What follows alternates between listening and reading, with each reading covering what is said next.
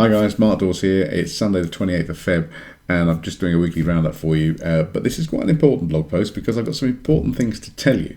Now, I've been away this week working with one of my corporate clients. They're a healthcare organisation and we train all their PMVA trainers, which is what the NHS tends to refer to as restraint trainers, prevention of violence and management of aggression trainers. And we've had an absolutely cracking week. And one of the things that we were discussing earlier on in the programme, right at the beginning of day one actually, was the need to actually keep a clear audit trail. Because it's really important that when trainers are delivering training in organisations that they follow an approved and a recognised system of training. Now that doesn't mean that they can't teach something else, but if they want to put things in and leave things out, there needs to be a justification for that, and that needs to show up clearly in an audit trail. Because if someone was just throwing techniques in for the sake of throwing techniques in, or leaving stuff out, or not teaching in context, that not only leaves a liability for the trainer, it also leaves a liability for the organisation. So one of the things that we do is when we're working very closely with our clients is to safeguard and ring fence the training. We keep clear documentation and a very clear audit trail of why the program is staying the same, or why certain things need to change, or why things need to be omitted or implemented. And that's really important because, as you've probably seen, there's been a few things in the news recently, and here's one I was sent by a colleague of mine, which is a guy who was restrained by police and an emergency response bell was put around his head. Now, you may well know that we actually, with the help of Mark Williams, we actually teach the use of the emergency response bell, but this was a clear case where it was not designed for that purpose. So, yeah, I can't speak too much about the case because the case is still ongoing, and I know the expert witness involved with the case, but this is a clear example of where you would have to justify why, if you did something like that, you did it, and whether it was part of the training manual or part of the training process. So that's an interesting case. Another case that came out this week was this one here, and this is quite interesting because whilst I was on the course, I got a phone call from another trainer, brilliant trainer, and I'm not going to mention the guy's name because I'm not going to steal his thunder because I think he's going to do something on this himself. But this is now a case where a man was restrained and two Dawes staff, have been arrested and charged with murder. And the interesting thing about this case is that the CPS, the barristers and the police, are actually looking at the training materials. But not just the training materials of the training that the Dawes staff had, but also they're looking now at a line of accountability back to the trainer that provided the training, and possibly even the training company or the training provider that trained the trainer, because they're looking to see what the line of causation is. They're looking to see whether there is a very clear audit and whether or not anyone had added something in, taken something out, or changed the training program. Now, I was personally involved in an expert witness case a while ago. This was a case where a person was restrained and he died as a result of the way he was restrained. And it was very clear in that case that the staff involved had actually gone outside the remit of their training. Now, this doesn't, by the way, stop anyone using reasonable force, because that's your right under law. But what's got to be considered here is that if organisations are expecting staff to do something, i.e. restrain someone, you cannot account for everything within the training system. We have to take that as being, a matter of fact. But you need to be able to actually justify why you would detract from a programme. And in the case where I was an expert witness, the person couldn't justify it. And in fact, they did stuff which is advised not to be used. They actually placed the person in the prone position.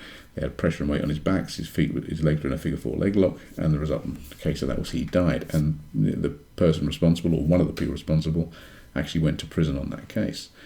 So the thing I'm putting out to you, the point I'm making, which I've reinforced this week with the trainers I've been working with, and it's helped me re-establish again, quite a strict audit trail for ourselves, is you need to make sure that your audit trail is good. Now, I actually got the trainer to speak over the phone to the group of trainers that I was working with this week, and the impact of that was brilliant. So if you're listening, you know who you are. Thanks ever so much for doing that. Because I actually said, as he went through everything, he said, I'm very anal about paperwork. He said, and I had a good teacher, which is me, because I'm very, very anal about paperwork, and I can pull paperwork out that shows every step of every reasoning as to why we do what we do and why we don't do what we do. And this trainer is the same. And when I said to him, could you tell the group what these staff have been charged with? He said, murder. You could have heard a pin drop in that room. Because I've been hammering at them for years, do not wander off the reservation. Do not teach stuff that you should not be teaching. And this is really important in our world, because you will be training people if you are a trainer, or you may be considering going on a training course. Two things here. If you are a trainer and you get people wandering off your training program, make sure you bring them back and you document it, because one day you might need to actually prove in court that you actually corrected someone and you monitored and supervised the group properly. If you are someone looking to go on a training course, then the qualification is one thing. But I'm going to tell you something now which I really want you to take to heart. And you might think this is strange, because obviously we have a business based on qualifying people in this field. The qualification is actually the least important thing that you should have on your agenda. So if you're looking at training, yes, you'll need a qualification to work in certain industry sectors, but it should be the least important thing that you need. What you want and what you need to make sure of is that you have a good line of accountability for the training provider that you're going to be using. So in other words, that training provider should be able to demonstrate to you that they've actually got competence, they got capability, they are qualified, and that they actually have an audit trail where they can demonstrate to you how good their training is. So as an example, and I'm just using us as an example, we actually use lawyers to actually check the legal standing of our training, and we interview people like Michael Mansfield and Gary Slapper and John Wadham, and we speak to all these high-profile lawyers, and of course Eric Baskind, who speaks every year at our conference. So we have legal people giving us legal input.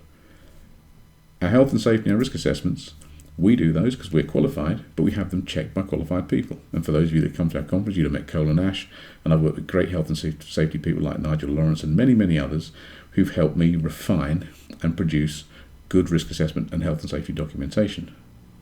We have a medical review. That medical review is done by Dr. Tony Bleetman, who is a qualified medical professional.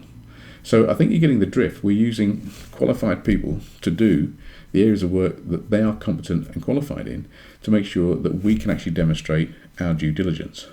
For myself, I've been in the industry 25 years, worked as an expert witness in this field, and all my trainers are experienced in the industry sectors. So when people come and train on a course with us, they get people that have knowledge about a specific industry sector. So on our restraint courses, we have, for example, Ted Folger, who's got 35 years plus of working in the NHS as part of a senior management team, and as a restraint trainer, as a senior restraint trainer running teams, who's got knowledge of learning disability and mental health. We have people from a security background. We have people who actually work with children with autism and Asperger's. We have people who worked in the secure hospital environment, and also people who work in airlines, and people with immigration, and people who work in the police. So the point I'm making is when people come on a training course with us, we have all the component parts there from people who have knowledge and competence in the industry sector. Yes, they're qualified, but they also have the knowledge and competence. And this is the most important thing. So what have I learned this week? Well, I've learned a lot from the people I've been training with. I've learned to actually go back and review our processes and to make sure that we are absolutely watertight, which I'm glad to say we are. The other thing is, obviously, we make sure our quality management system's in place. That's an important thing, so we can account for everything we do. And I've learned, again, to make sure that your paperwork and your audit trail is good. Because if a case goes to court, they may be going back as far as 5 years and asking you for paperwork. And I'll tell you something now that lawyers will do. If you can produce the paperwork, generally speaking, they'll leave you alone. If you can't produce the paperwork, they'll dig. So they're looking for fault. And the easier you make it for them, the more money they make, the more inconvenience you're going to be caused. If you've got good audit, if you're aimed with your paperwork, and you don't wander off the reservation, and you keep things tight, and you control and you monitor and you supervise properly, then all of that investment in your training is going to keep you safe. So that's something for you to bear in mind this week. I just want to share that with you. Thanks for listening, and I'll speak to you soon.